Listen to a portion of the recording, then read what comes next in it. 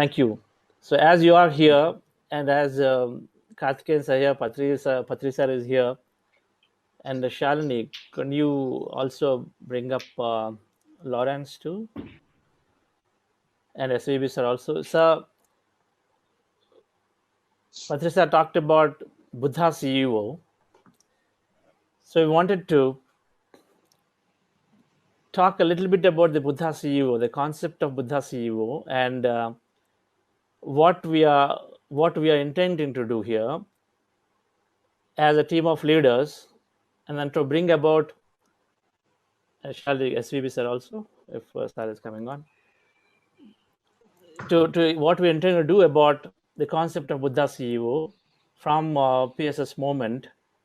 So I wanted to share a few thoughts and then also make a informal launch of this Buddha CEO foundation, if you will, that we have create.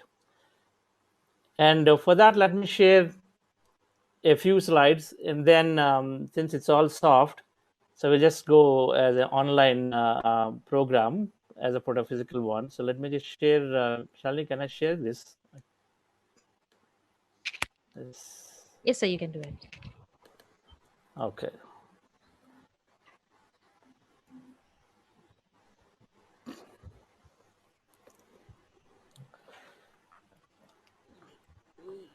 So we have been hearing some of you in the sessions, but otherwise, meditation is helping us develop this holistically. So physical vitality, passion for creating that passion for life. Those who lost it, creating a passion for life. It's increasing this IQ tremendously. So much of mind power is boosted. So it's helping us learn so much. Part of purpose. Then emotionally, it is creating great well-being to celebrate life. Go back and celebrate life. And then more importantly, that understanding the inner self, to look at the inner self in a much more grand way. As you can see, this circle SQ, which is spiritual quotient, is much, much bigger than anything else. And to really make a big difference to the society, to yourself, to the community, to whoever that is, to making a big difference. So meditation, we will realize that as we are in the path of meditation, it is absolutely helping us in boost in each of these all four areas. In fact, we even heard, if you have to draw a circle about creative quotient that Dr. Newton talked about this morning, that somewhere that is there too. Now, if you go a little deeper into SQ, what is a spiritual quotient? Spiritual scientific understanding of the higher truths can be termed as the spiritual quotient, and this is something that we consider this core of the Buddha CEO. If there is a leader who is a CEO, who is a leader, who is also a Buddha, so perfectly marrying the two things, outer world and inner world. So what is that SQ? So we consider it in 5 areas. The first one, a Buddha CEO understands that everyone is inside me, I'm inside everybody, so we're all one. Now, scientifically, from a quantum, there are various sciences trying to make that happen. They're trying to understand it, but quantum physics is explaining to you a little bit now that we are connected to each other in that one energy field. There is only one energy field. We're all in that with a multi-dimensional universe, and then we're in that. So we will understand through this process of meditation, spiritually and scientifically. The second one, this field has infinite possibility, and one becomes that field with the meditation. Something that we experienced just now with Shreyansh Daga's meditation, that we lose time and space, and then we go into that field and we become one with that field. But it's quantum physics is saying it's infinite possibility. There are infinite worlds and infinite things that are there. The third statement, we'll understand that our observation collapses the possibility. My reality is by me. That means my thoughts and feelings are creating my reality. This is the way a Buddha understands that my reality is by me, not by somebody else, good or bad. And the scientific understanding of that is that our observation is collapsing that possibility from the field into the physical reality, into whichever dimension. Then the Buddha Shiva understands that there is abundance everywhere. That is not only for me, for everybody. So he drops the idea of competition in the truest sense, that it is not for dominating others, that he welcomes everybody, that the competition exists for us to excel in our innovations and then do better from each other. At the end of the day, there is abundance for everybody. There is enough for everyone. That is a fundamental understanding that all the Buddha CEOs, the leadership, will move to. And as a result, the competition, the infighting, the external fighting will have to stop, will stop.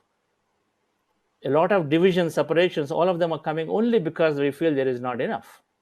So this is the fourth understanding that Buddha will go through. And then finally, Buddha will understand that there is higher intelligence helping me. It's not just me. There is a lot that is happening through me.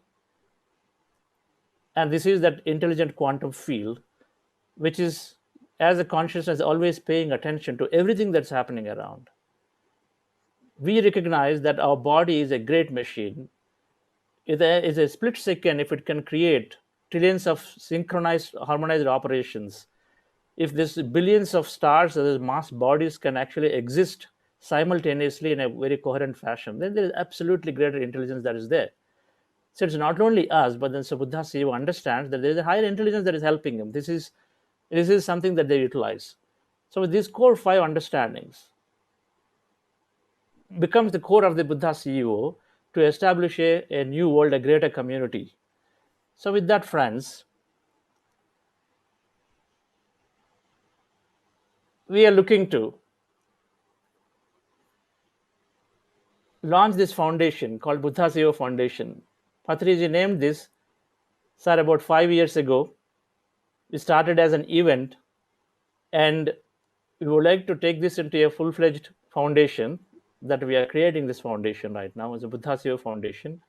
Is going ourselves into a 5-dimensional reality, connecting to everybody, symbolizing in their higher emotions, symbolizing those colors, connecting to everybody into a higher 5-dimensional reality is where we all moving. And the Buddha CEOs, these leaders who understood, will take the people around him or her to the higher world. So a characteristic of Buddha CEO leader, there are many, but I listed some, is very compassionate, takes always very responsible actions, energetic, highly energetic, carries him or herself highly energetic, highly equanimous, treats everybody equal.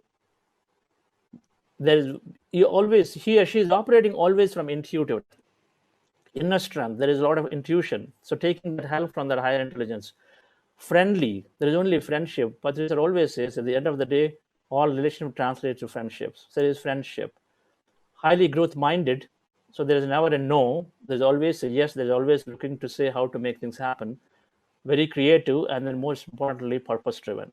So Buddha CEO as a leadership is always purpose driven to find the meaning and purpose in life.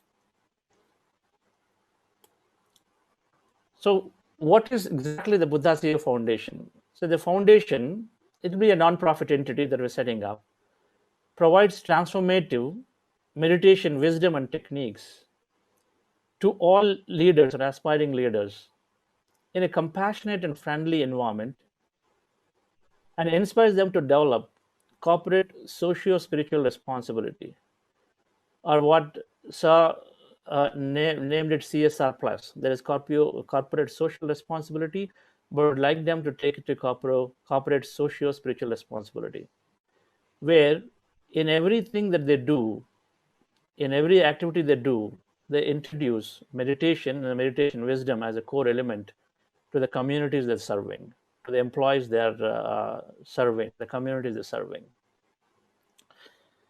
So this foundation, in terms of activities, may and will do many workshops and events, on-demand sessions to companies and any organization entity would wanting to have the sessions. It'll produce spiritual wisdom through periodicals, specifically around the corporate organizational focus towards them, create communities, and then certainly create several service opportunities to go and serve as a way to grow. PSS movement has got at any time hundreds and hundreds of projects and doing in so much work in the rural areas. At the end of the day, when we understand we're all one and everyone with me, then it becomes a no-brainer that we actually serve and then gain that fulfillment. That's exactly what Dr. Newton said too, and then some of us are hearing that service is giving me so much happiness and the transformation experience of so many meditators. So there will be plenty of opportunities as a platform to serve, where we connect the leaders into these various service projects. So friends, this is something that we are launching, we are creating, and the website for this is buddhaceo.org, is getting developed, and by end of this month we'll be launching this. And it's a pleasure, it's a privilege for me to talk about this in the presence of Patriji, Shreyans. Daga Shreyans himself is a great leader, the Buddha CEO, truly a Buddha CEO. Karthikeyan sir, SVB sir, and Lawrence and I've been always wanting to go more and more onto this. And so Lawrence is there. I will request her to say something, and then before that, Patri sir, for your comments or for your message about the Buddha CEO leadership, Buddha CEO Foundation. Yes, Chandra, this is my dream. But I would rather put Buddha-CEO. Okay, sir. Because it's one word. Sure, sir. Okay? That's sir. If that is okay by you. Yes, sir. What do you say, Sirens? Yes, sir. Yeah, that's better, sir. That would appear better. Yeah. It is one word, compound word. Yes, sir. That is one thing. Second thing is, we have to have this Buddha CEO Foundation to put the whole thing in a concrete concept. Buddha left his palace, became a Buddha, but now the Buddha has to return to the palace and he has to conduct the business. He can't be a sannyasi anymore. He can't be aloof from the mainstream. The Buddha has to come back to the mainstream, be in charge of things, day-to-day mundane things.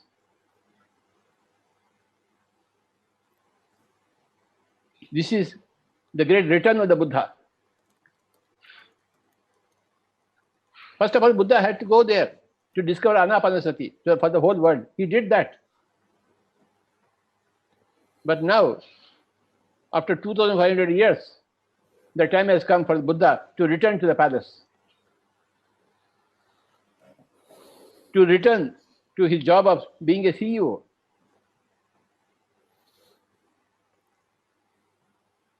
And be in charge of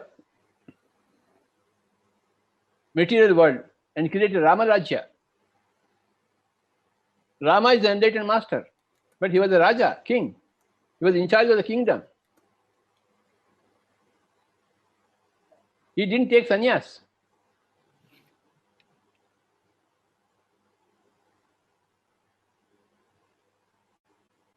Lord Krishna never took any sannyas.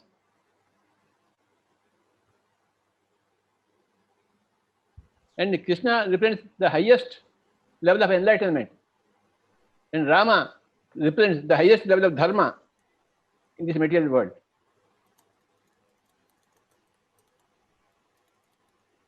Now, this is the great return of the Buddha.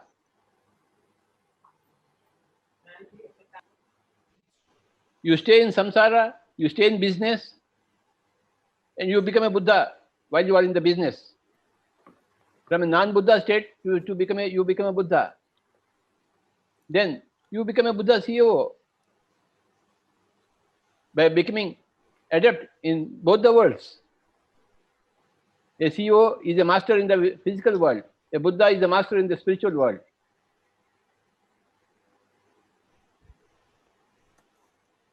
This is the holistic picture.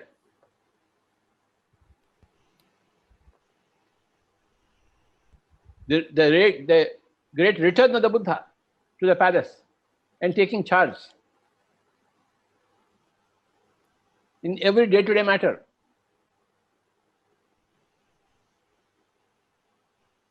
every human encounter, every human animal encounter, the return of the Buddha.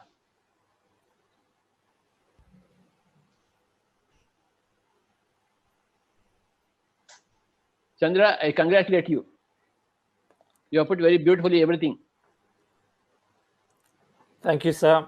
I am looking forward to a book on this principles of this foundation. So, yes, sir. A lot is developed. Just we are, yeah, yes, sir. Which should be the Bible for in the whole corporate sector in the whole world.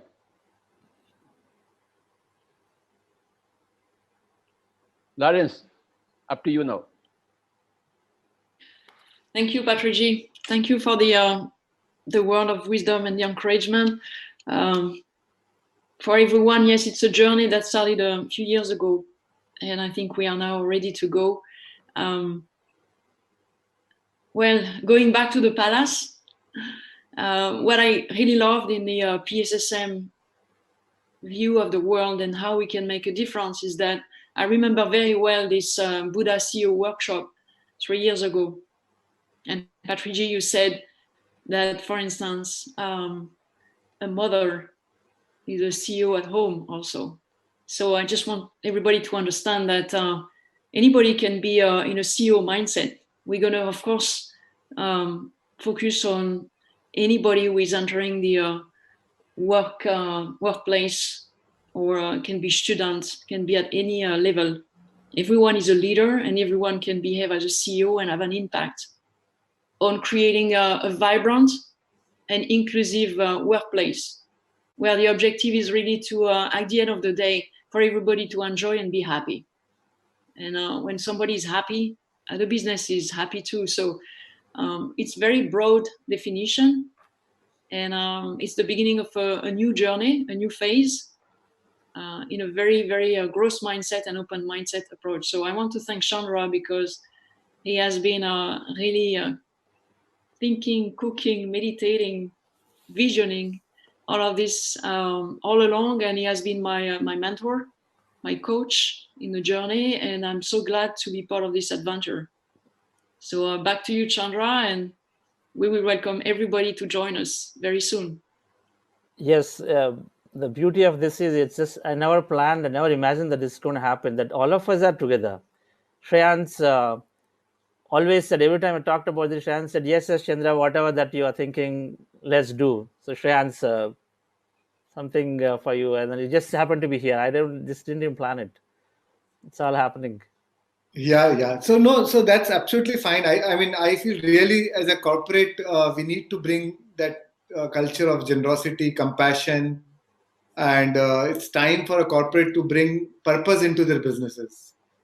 I feel it's time that with profit, it should come with purpose, and rather than having a chief CEO, I would say they should have a chief purpose officer.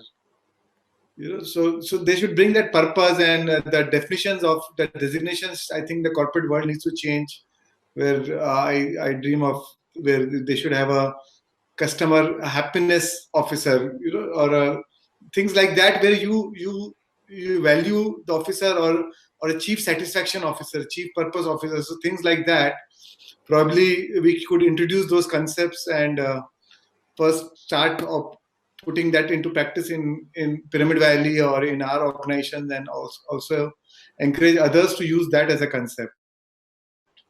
And also, I think I saw those emotional quotient and spiritual quotient was great. And I also thought that, as a corporate, we all face a lot of challenges in our life, in a journey of a corporate or even in a personal life. So one important is the adversity quotient or the adaptability quotient. I think that with spiritual quotient, which is the extension of that, will come as where you will learn, when the corporates will learn how to face the challenges, the business challenges, or in the sense of at the time of adversity, and also the spiritual doing the spiritual. If they have the spiritual quotient as a corporate, then even if they are doing good, they'll understand not to sense even in the good times. A lot of times the corporate make the worst mistakes in the good times, because they sense to start driving from the sense of competition and ego, and now they want to become number one and they want to in a rush. So I think it will bring a lot of balance and take decisions not from the sense of competition. So it will help them in good times and bad times of both. And yes, and definitely make world a better place. And it will, the whole corporate culture should be a means of serving people and a means. It's a means to an end. So. And I think the success without the quote which I read somewhere, the success without, I heard by Wayne Dyer, success without fulfillment is the ultimate failure. So unless corporate are driven by purpose, even though they achieve something, but at the end of the day, there's no fulfillment. They still operate from the sense of lack and something more. So I think if we bring that purpose into their organization, and the reason why they want to achieve what they want to achieve, and so they will have a clear goal. Why do they want to fulfill what they want to fulfill? And if they are fulfilling what they, it comes with a sense of fulfillment, and also it will be sustainable. So thanks, congratulations, Chandra, for taking this initiative, and I wish you all the support and everything, whatever needs to be done, we'll do it together. Thank you, Shreyans. So well said.